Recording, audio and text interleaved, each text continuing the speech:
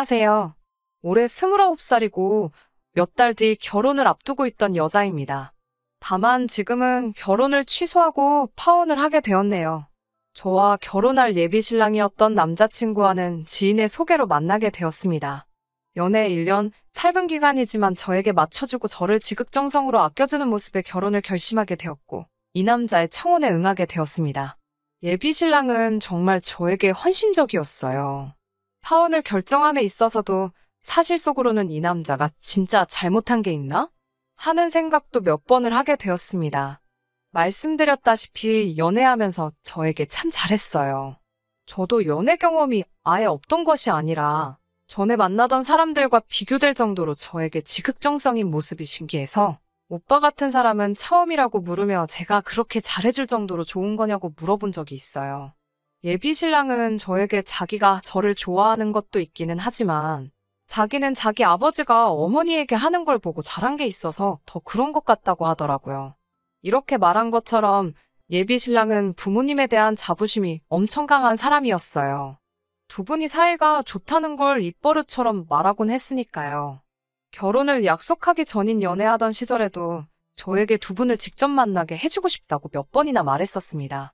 그 당시에는 연애를 하던 시절이라 부모님까지 만난다는 건 부담이 되어서 거절했는데 결혼을 약속한 뒤로는 부담스럽다는 이유로 만나지 않을 수도 없는 노릇이잖아요.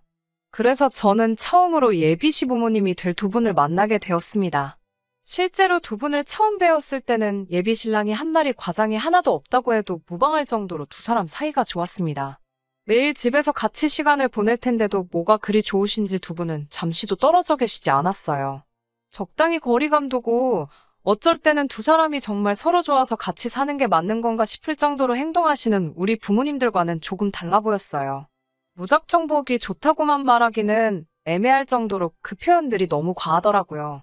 더군다나 저도 같이 있는 자리인데다가 처음 만나는 자리인데도 저는 전혀 신경을 안 쓰시는 것 같다는 생각이 들었습니다. 그래도 처음 만남이다 보니 식사를 하면서 이런저런 대화가 오고 가게 되었고 그때가 돼서야 저에게 여러 가지를 물어보시더라고요.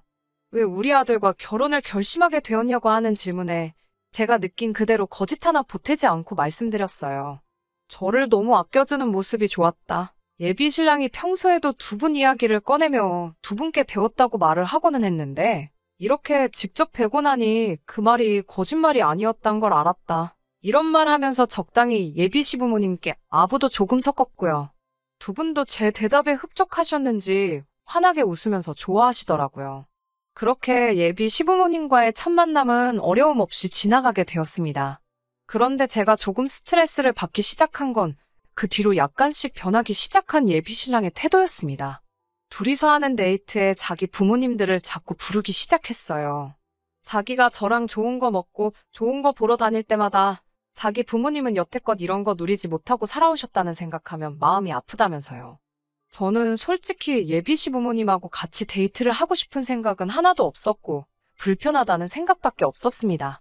좋은 거 먹고 좋은 거 보는 거 다 좋고 그걸 부모님께도 똑같이 경험시켜주고 싶은 마음도 100번 이해는 하겠는데 저 좀 빼고 따로 했으면 좋겠다는 생각이 들더라고요. 아무리 두 분이 저를 좋게 보셨다고 한들 예비 며느리와 예비 시부모의 관계잖아요. 제가 작정하고 나쁜 관계로 끌고 갈 생각은 없지만 그래도 적당히 거리감 두고 지내는 게 더 좋다고 생각하는데 예비 신랑은 자꾸 둘만의 시간에 자기 부모님을 함께 부르고 싶어하는 모습밖에 보이지 않더라고요. 저도 꽤 오랜 기간을 참아왔고 예비 시부모님과 강제로 커플 데이트를 몇 번이나 보내야 했습니다. 더 이상 아무 말도 하고 있지 않다가는 결혼 전까지도 계속 예비 시부모님과 함께 데이트를 해야 할 것만 같고 결혼 후에도 그렇게 될 것 같아서 말하지 않을 수가 없었어요. 그래서 예비 신랑에게 이런 식의 만남은 저도 조금 부담스럽고 같이 만나는 자리는 좋지만 조금 자제해줬으면 좋겠다는 부탁을 했습니다. 예비 신랑은 심각한 표정으로 고민을 하더라고요. 그러면서 무겁게 입을 열며 예비 시부모님의 과거를 제게 말해줬습니다. 두 분이 젊을 적에 아직 결혼도 하기 전에 첫째인 예비 신랑의 오빠를 가지게 되었다네요. 준비가 안 된 두 사람이었기 때문에 결혼식도 못 올리고 그렇게 허겁지겁 살림을 차리시게 되었다고 합니다. 그리고 그렇게 아버님도 안정적인 직장을 구하시게 되고 조금 숨을 돌릴 정도가 되던 시점에 둘째인 지금의 예비신랑을 갖게 되었다고 하네요. 두 아이 키우기에는 조금 부족한 벌이었기 때문에 정말 두 분의 청춘을 포기하다시피 하면서까지 두 자식들을 키워내셨다고 합니다. 거기까지만 들으면 예비 시부모님들 정말 존경받아야 할 정도로 좋으신 분들도 많고, 자식들이 부모님 이렇게 챙겨주는 것만 봐도 자식 농사도 성공하신 분들이 많습니다. 그런데 두 분이 자식들 때문에 많은 걸 포기하셨다고 한들 그걸 저까지 나서서 체험하게 해드릴 필요는 없다고 생각합니다. 더군다나 제가 결혼을 약속한 사이기는 하지만 그렇다고 아직 가족의 일원이 된 것도 아니잖아요. 연애 기간이 짧았던 만큼 저도 예비 신랑과 둘이서 보내는 시간이 더 길었으면 좋겠다 싶었고, 그 시간을 예비 시부모님이 되었든 저희 부모님이 되었든 누구에게도 빼앗기고 싶지 않았어요. 예비 신랑에게는 그런 부분을 설명해 줬습니다. 아쉬워하는 눈치였지만 제 말에 틀린 말이 없으니 제 뜻에 따르겠다 하더라고요. 그 뒤부터는 예비 시부모님 없이 둘이서 결혼 준비해가며 여러 가지 추억을 쌓았습니다. 진작 말하면 쉬울 걸 뭘 고민하고 있었나 싶더라고요. 여기까지는 정말 아무런 사건 사고 없었고 이대로 결혼식을 올리게 되겠지 하고 생각하고 있던 와중에 예비 신랑이 오랜만에 시부모님과 함께 자리를 마련했더라고요. 저도 별다른 마음 없이 그 자리에 참석했습니다. 더 이상 예비 시부모님이 우리 데이트에 같이 나오시지 않기도 했었으니까요. 그런데 그 자리에서 예비 시부모님이 충격적인 발표를 하더군요. 예비 신랑과의 데이트를 함께 즐기는 걸 훨씬 더 초월한 말도 안 되는 사안을 마치 그렇게 할 것이라고 통보하듯이 전하셨습니다. 처음에는 예식장을 좀 더 큰 사이즈로 알아보라는 말을 하시기에 어차피 인원 제한 때문에 하객을 무작정 많이 부르시지 못할 텐데 왜 그렇게 하객 욕심을 내시는 거지 하고 의아하게 생각했어요. 그런데 그게 하객 때문에 그러는 게 아니시더라고요. 두 분은 저희 결혼식에서 두 분의 결혼식까지 같이 올리고 싶다는 충격적인 말을 해오셨습니다. 말 그대로 합동 결혼식을 하자는 거예요.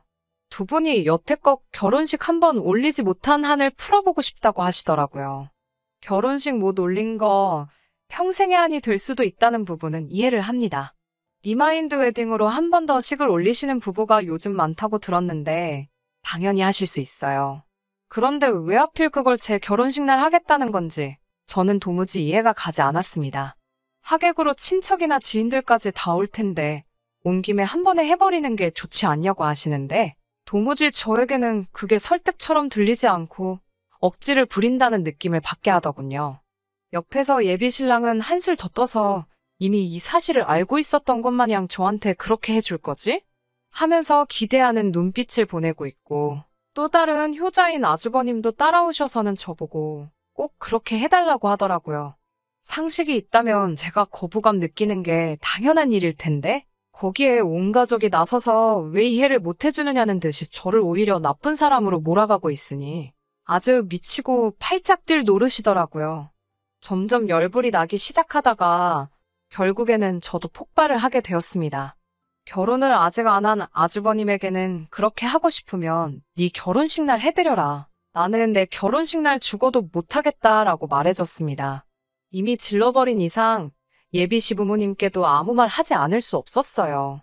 두 분이 어떤 인생을 살아오셨는지는 두 분 아들한테 몇 번이고 들어서 잘 알고 있다. 그래도 이건 너무 경우가 아닌 것 같다. 하객을 이유로 우리 결혼식에서 두 분이 식을 올리는 것 또한 이해가 되지 않는다. 두 분의 결혼을 축하해줄 분들이라면 두 분이 따로 식을 올린다고 해도 참석해 주실 거고 축복해 주실 거라고 생각한다. 혼주석에 계셔야 할 분들이 신부 입장할 때 나란히 웨딩드레스 입고 나오는 모습 생각해봐라. 생각만 해도 우습지 않느냐고요. 혼주석에 앉아 계시는 우리 부모님은 또 무슨 잘못이냐? 아무리 그래도 사돈이 될 사람들인데 너무 쉽게 생각한 것 아니시냐고. 할 말 다 떠들고 나니까 저도 더는 할 말이 없고 이제 이 사단이 난 거? 저는 이 결혼 안 해도 그만이니까 알아서 하시라고 하고 자리를 뛰쳐나왔습니다. 예비 신랑이 헐레벌떡 저를 쫓아나오길래 저한테 사과하러 온 건 줄 알았는데 자기 부모님들한테 말버릇이 그게 뭐냐고 화를 내더군요. 그래서 저도 너는 마누라 될 사람한테 그게 뭐 하는 짓이냐고 말하고 뺨싸다귀를 한 대 올려쳤습니다. 짝 하는 소리가 얼마나 크게 나던지 그 자리에서 묵었던 우라가 한 번에 날아가 버리는 듯한 기분이 들었어요. 너도 잘못 생각하는 거라고 정신머리 똑바로 박혀있는 놈이면 나서서 니네 부모님 결혼식을 네 결혼할 때 하자고 하는 거 아니라고. 하객들이 우리며 너네 부모님이며 얼마나 우습게 보겠냐고 한마디 했습니다. 정 두 분이 결혼식 못 올린 게 한이 되고 자식들인 니들한테도 한이 되었으면 어떻게든 따로 해드리는 게 맞는 거지. 돈 몇 푼 아껴보려고 니들 결혼식에 니네 부모님 결혼식을 끼얹는 게 말이나 되냐고.